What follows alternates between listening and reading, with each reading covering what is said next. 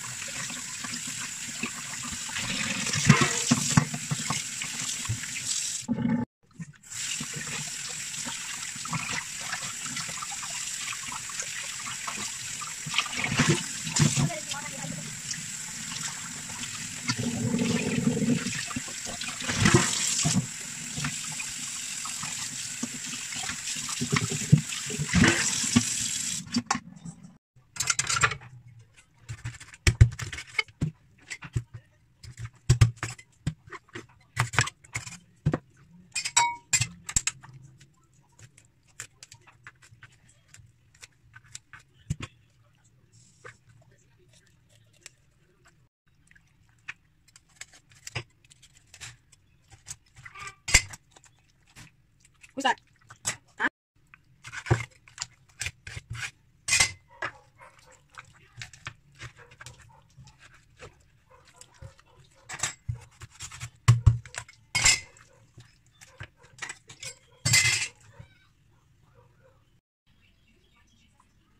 Yan, style butterfly na siya. Pakahirap.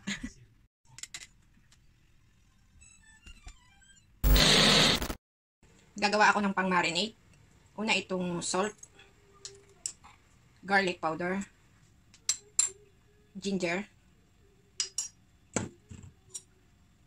black pepper, and paprika. Haluin lang. Yan. A few moments later. Ito na yung minix kong powder. Gawin ko ngayon. Lalagay ko dito. Irarab ko siya yan. Para ma-marinate.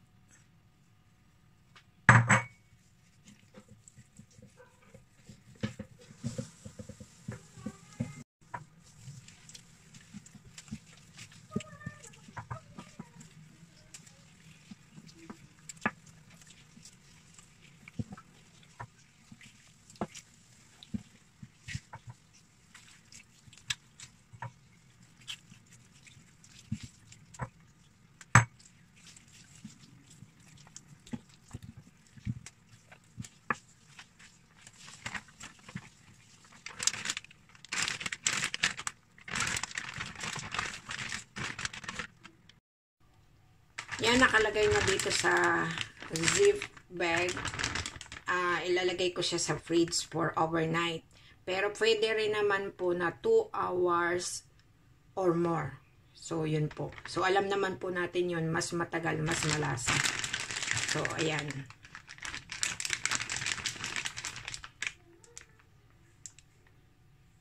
Day 2. Ito na ang result after overnight. Mabubuksan ko siya.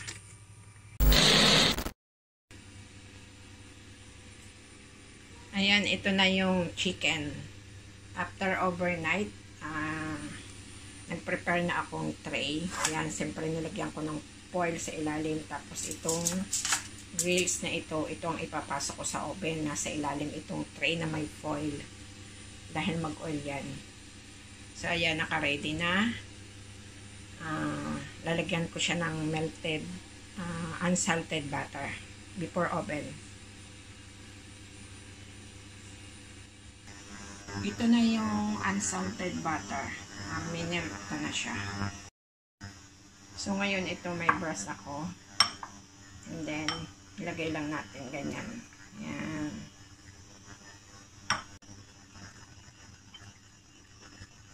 Ilagay ko nga dito para mas malapit. Ilagay ko na dyan, oh. Para malapit. Yan, lagyan lang yan lahat. Yan. Dahil wala akong taga-video. Kaya, ayan, nilapit ko na. So, lalagyan din yung likod. Lagyan ko yung likuran pala. Ayan.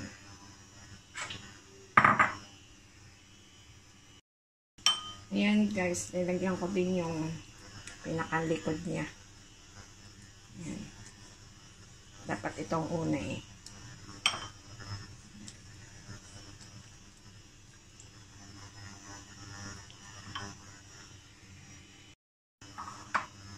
Basta yan, lagyan mo yung bawat sulok na yan. Yung mga ilalim na yan. Yan. Lagyan. Yan yung mga ilalim na yan. Yan. So, ayan, i-oven ko na po yan. Ready na. A few moments later. Yan, nasa oven na.